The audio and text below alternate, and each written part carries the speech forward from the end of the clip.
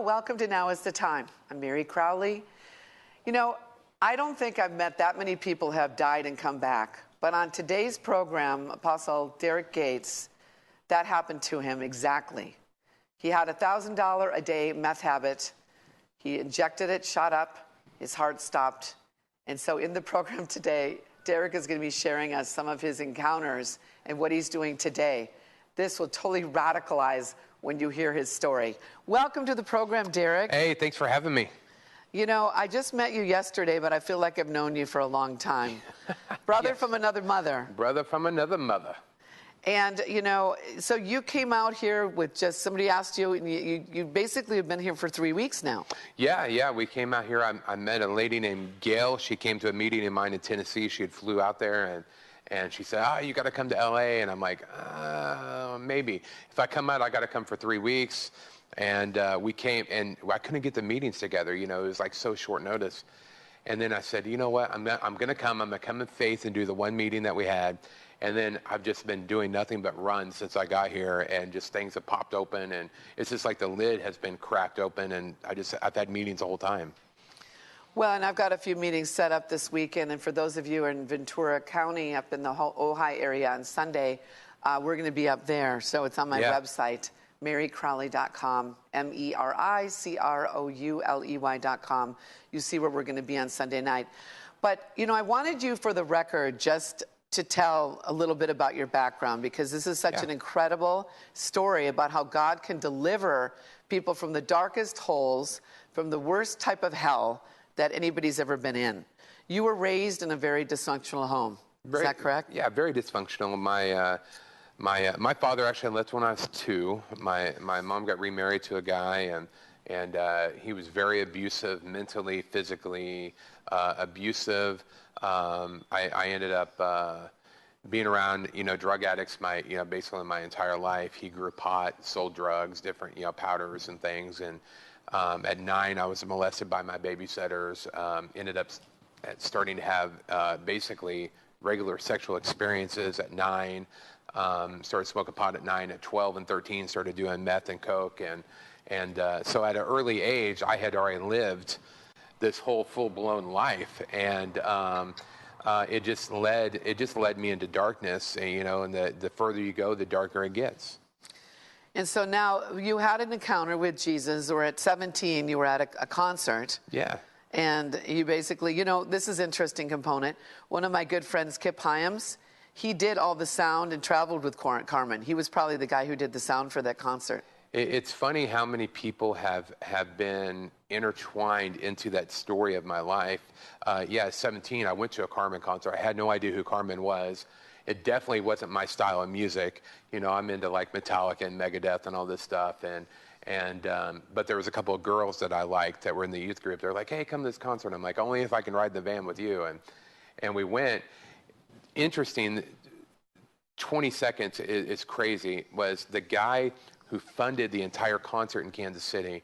And by the way, well, not probably the entire thing, but a portion of it. This is when he had stadium events. I mean, thousands upon thousands of people were coming. 15,000 people Kemper Arena set in Kansas City, and they turned 7,000 people away. I was the furthest back you could go. And the guy that funded a good portion of that is now a member of my church in Kansas City. And we put that together a few years ago when he first started coming. And he brought me for my birthday the gold album autographed by Carmen and everything for his contribution to that concert. He gave that to me for my birthday. So even all the way back 20 years ago, a guy that sits in my pews every week at my church contributed to my salvation. And what's the chance that you'd be sitting here with somebody who the sound person that she uses did do all the Carmen shows? It's just incredible. It just shows you how impactful Carmen was. You just never know what kind of impact you're going to have. It's a ripple effect. It's that whole, throwing a stone into the pond and watching those ripples happen.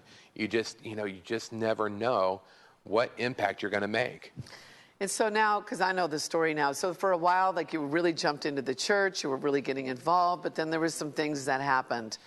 Yeah. The short version is, I got saved at that concert.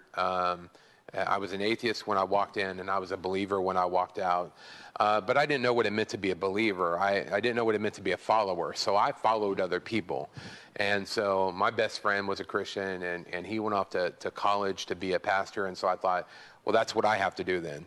So I followed him. I ended up getting kicked out of the school after a year for not following Christian protocol, and I blamed God. I said, if this is what being a Christian's like, then I don't want to have any part of it. And so I just used it as an excuse to go after the things of this world, and I ran 150 miles an hour after it. So you did know the Lord, but then that's why it talks about people that backslide. It's almost like it's... Oh, yeah. I backslid, that's for sure. I mean, I just didn't backslide. I came tumbling all the way down the mountain and set Jesus to the side. And, the interesting thing was anytime it would ever come up, anytime God would ever come up or Christ would ever come up, I would stop what I was doing and say, look, don't talk about God like that. I'm like, you're going to regret that one day. So I never didn't believe, I just didn't follow, but later on I realized, even though I believed, I was not following, and that was not honorable to God, and I was lost. I could say all day long, yeah, I believe, but I wasn't following, and I was lost. Well, so now you got into some really bad stuff. I mean, you were involved with the cartels, you were sex trafficking, drug drug running. I mean, how did you get involved with the cartels? Were they just in Kansas City and you just started hanging out in the wrong places and meeting up with bad people? Well, yeah, I'll probably leave the cities and the situations out of it just for the protection of the people that were involved. But basically what happened was I had a crew of my own, and we just started purchasing more and more drugs. And when you start purchasing drugs and the amount of kilos at a time, you start to get the attention of people, and so one relationship would lead to another relationship. And then once you start buying a certain amount of drugs, you can't just buy it from anybody. You have to go straight to the source. And so at a certain point, people that were connected say, hey, why don't you just come and work for us? We'll give you a discount if and they just suck you in. It's never a good deal. It's never a good deal because what you have to give to get is always in their favor. But I did it, and it took me down being involved in things I never intended. Before I knew it, I was trafficking women, trafficking, automatic weapons, and it's basically anything that they wanted me to do, we would somehow get our hands in it and be involved. And it's just a very dark road. There's no end to it. It just never ends. You're in gunfights and in the middle of situations that every single day you're literally looking down the barrel of a gun pointed back at you. You never know what your last day is going to be. Well, there's the sex trafficking, because I'm working on a documentary and a series about trafficking. And, I went to Thailand and China and Hong Kong and a number of places this last year. But my documentary is really going to focus about America. Sure. I mean, a lot of people think, oh, that's just happening overseas. But, I mean, don't you agree that sex trafficking has really become prevalent here in America? I think the average person would be really surprised how much sex trafficking happens in America, not only coming into America, but actually going out of America. I saw thousands and thousands of women that were being trafficked through Mexico into the United States. Because at the border in Mexico, all it takes is, a $50 American bill, and they just let you through. It doesn't matter whether you have drugs. It doesn't matter whether you have women. It doesn't matter whether you have, a trunk full of machine guns. That's why I don't think you can really legislate any of this stuff. Truly, because it doesn't matter whether all this stuff is illegal. Criminals are still going to find a way to do it. It's a morality thing. I wouldn't say legalize it. I'm just saying that really we need a shift in our culture with revival and awakening to really take care of it. But and also, people are being kidnapped out of America and taken right into boats across the ocean, right back through the border into Mexico. It's happening both ways, and America is a hotbed. I can tell you that the highway coming through Kansas City, Missouri, is a hotbed for sexual activity. I'm sure California, being right here at the border, both the ocean and the southern border, is a hotbed for that activity. It's happening in America, whether we want to see it with our eyes or not. It's happening whether they want to admit it or not. Well, and this is the interesting thing, because God told me I needed to focus on the hearts of the men, because pornography really fuels the trafficking. It does. And especially since, in 1993, when the internet pretty much was, people can get pornography anywhere. Yeah. And that's where they're making a lot of money. Absolutely. So God had told me that, Derek, he goes, I haven't called men to be pimps, pirates, or pawns. I've called them to be princes and kings. So it's really a shifting in the heart, that they have to have a heart awakening, and then the Lord will change their heart. Yeah. But just like you. So now, let's going back to your story. So, you're doing this stuff with the cartels, you're kicking in doors, you're literally having barrels of guns pointed down your nose. Many times you could have died. You're going down this road, and then what ends up happening? Well, yeah, I mean, so many times I should have died. I mean, I was in shootouts, I've been shot, I had my legs shot up with shotguns before, and, I've been stabbed and thousands of fights, just, my hands, my wife will just look at my hands sometimes or feel the scar. She'll just feel my head. My head and my back is just covered with scars from knives and different things. And, but God always protected me. I always felt like something was there. And I know now that his angels were protecting me. He was protecting me. But even though he was protecting me, he still let me make my own choices, And so at a point, I finally, I got to a point where I didn't care really whether I lived or died. I hated my life. What point was there? I'd gotten so tired of the violence, but I was locked into a situation where I didn't see a way out of it. So addicted to everything. So now you said you had a $1,000 a day cocaine and meth habit? Yeah. Yeah, it's that's an incredible amount of drugs, and you only get there by not caring. For me, it was just like, how much could I do? How much can my body take? And so finally one night, I'd been using all day, all night. I think I'd been up for probably 30 days, maybe 35 days. One time I'd stayed up for 38 days straight with no sleep. And I did $100 in my arm and a shot of pure methamphetamine, which that'll kill an elephant. Just pure. So the stuff that comes to America is all cut down, and it's got it's maybe a quarter pure. This was pure, and I had a heart attack and I died. And I was luckily ran to the hospital, and it was just a bad situation. The hospital looked at me. I got track marks going from my wrist all the way up to my shoulder. I've got track marks on my legs. As a matter of fact, I had a messed up neck because a girl had shot me up in my neck into my jugular vein, and it was infected. They just don't want to work on you. They just don't want to work on you. They just saw me as trash. And so they ended up calling me dead. I was verified dead, not going to try to bring me back at that point. And I stepped out of my body. And like I had told you before, I literally felt the darkness creeping in on my life. And I knew where I was going. So even though you accepted Jesus at 17, because some people think, well, once saved, always saved. Yeah. But there also is this thing that says that your name not be blotted out of the Lamb's Book of Life. Right. Yeah. So, so you literally felt that hell was creeping in. What happened at that point? I absolutely know that you can walk away from your salvation because I felt it.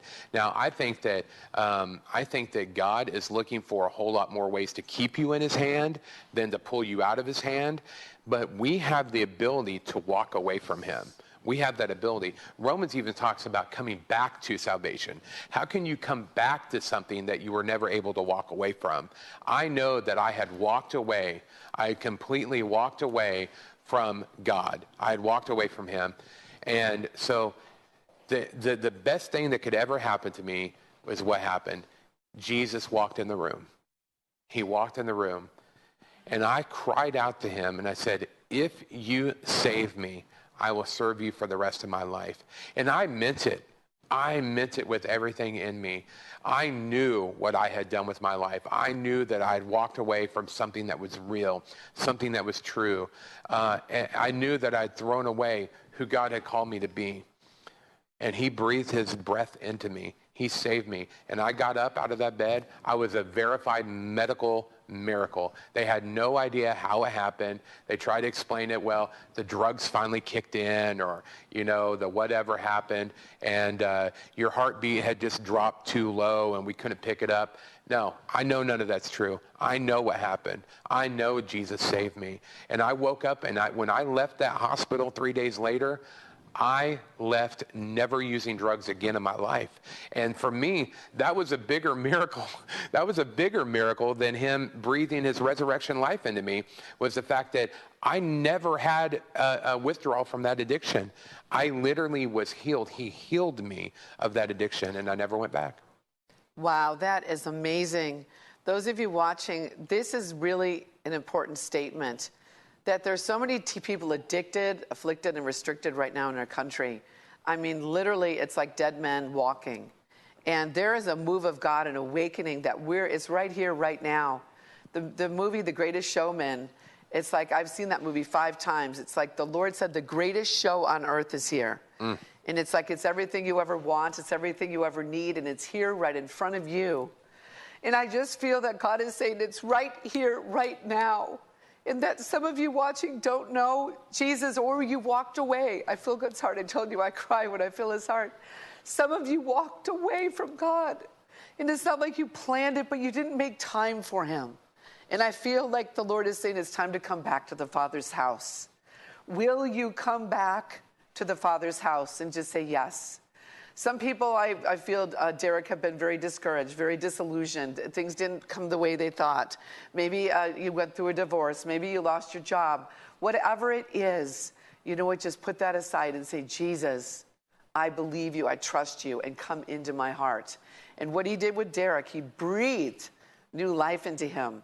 He breathed new life into him, and an 18-year drug habit instantly dissipated. There's nothing too hard for God. So today, breathe, let God breathe upon you. You know, Derek, I just felt that God wanted me to say that to the people watching. Amen. You know, now you've had a couple other miracles. You know, you've this last year lost 400 pounds. 400 pounds, yeah. Yeah. Now, because of the drugs and doing everything with the meth, did that really mess with your metabolism? Yeah, basically my metabolism had completely stalled out. I'd always been a big guy. I was born big. I was born like, a chunk. And so my whole life I had to lift weights and work out and be athletic. And when I stopped doing drugs, I stopped doing that because I just didn't feel it anymore. My body just was so tired. And so I just started gaining weight. And then I hurt myself, and it was just worse. And so at my heaviest, I was like 720 pounds. 720 pounds. That's a big boy.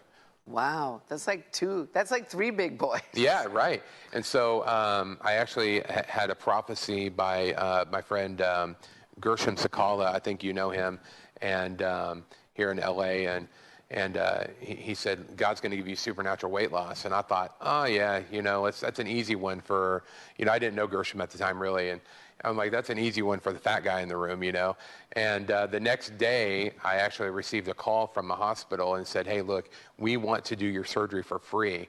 And that was supernatural to me because it was $100,000. I was the biggest person Kansas City had ever done. And so I was not going to be able to, $100,000. And so in 5 weeks, I was on the table. So from day one to surgery was 5 weeks. I was on the table, and I've lost more weight than they've ever had anybody lose. No complications. I've lost 400 pounds. That's like 3 Backstreet Boys. And so I feel the best I've felt in 15 years, and just hitting the streets for Jesus. It's just, going. I'm just going 1,000 miles an hour, making up time, that I couldn't do when I was heavy. Well, so now you have a church in Kansas City. Yeah. And, what is the name of the church? It's called 412 Revival Hub. It comes from Ephesians 4:12, equipping the saints. We very much believe in the fivefold ministry and the equipping that we do, and that's my mandate across the nations is taking apostolic ministry into churches and teaching what it really means to be in the fivefold, and what God really wants for the heart of the nations is awakening and reformation. Yes, I'm on the same page. See, God is wanting us to grow up. One time I had a vision of all these babies and at a meeting. I was in worship, and the Lord said, that's where my church is. Most of them, want to be fed, and I have to get them out of their messes. But he said, I'm wanting them to grow up, where they get to the point where they say, Dad, what can I do for you? Kind of like what John F. Kennedy said, ask not what your country can do for you, but what you can do for your country. That's when you're ready to really receive the inheritance of a father-son business. Because even Jesus said, it must be about my Father's business. Yeah. And so now you're out here in Hollywood. We're going to be here a couple more days. Just a couple minutes. Tell them how they can get a hold of you, and maybe just a fresh word, like to give them encouragement of what you see coming on the scene. Yeah, absolutely. DerrickGates.com, D-E-R-R-I-C-K, Gates, G-A-T-E-S.com is my website address. And, God wants sons and daughters. He's not crying out for the next rock star preacher. He's not crying out for the next rock star prophet or apostle or somebody to stand up there and act like they're the God's gift to the entire body and this haughty attitude. What the world is crying out for is sons and daughters. Sons and daughters.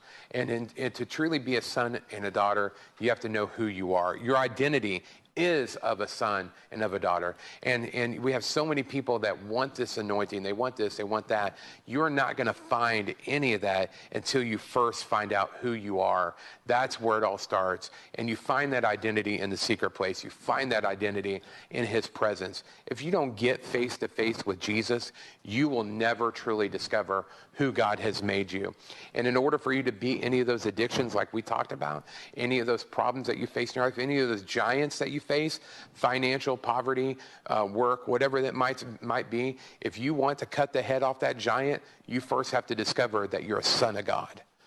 If you can't discover that, then you'll never cut the head off that giant. Wow. That's amazing. Derrick, thank you for coming on the program. And thanks for watching Now Is the Time. The Lord gave me the name of the show. Now is the time for you to find out what your purpose and plan is. Some people go, I don't really know what it is. Well, what's in your heart? What would you do if you knew that you could not fail? That's what it would be. And so today, I just want to encourage you. You heard an incredible story from a man named Derrick Gates, who literally, got saved, raised from the dead, breathed new life into him, delivered him an 18-year addiction to cocaine and meth. And now he's lost, 400 pounds. He's still got, how much more are you going to lose? I don't know. I'll stop when I stop, I guess. I don't know. Probably 100 pounds, 100 more pounds. Yeah, but this is the thing. Nothing is impossible with God. So just believe God today. Just pray with me. Say, God, I thank you for my life, that this is a new season. Thank you for opening up the door. And Jesus, thank you for coming into my heart and making me a son or a daughter for you. And so I just hear him say, I always rhyme and rap. The Lord said, now is the appointed time that he has called you to shine. For this is the season he's going to bring you to dine, and he's going to do it. You're not even going to have to try. Now you're going to come into a new season, a new land, where God is going to move supernatural by his hand. And you're going to come, though the world will be like sinking sand, it's going to be time now that you put a demand. You will put a demand on heaven, and heaven will hear. For God says, this is your hour. This is your year. God says you're going to have cheers for fears. You're going to have smiles for trials. Get ready. He says, I like your styles. So thanks for watching. Now is the time today. If you'd like to make a donation to my ministry, you can go to my website, marycrowley.com, MERICROULEY.com. It helps us underwrite the costs, and it also helps me put the ministry in other areas of the world that I'm working on, human trafficking and movies and different things, such Derrick is too. So God bless you. Thanks for watching. Remember, now is the time for you to find your purpose.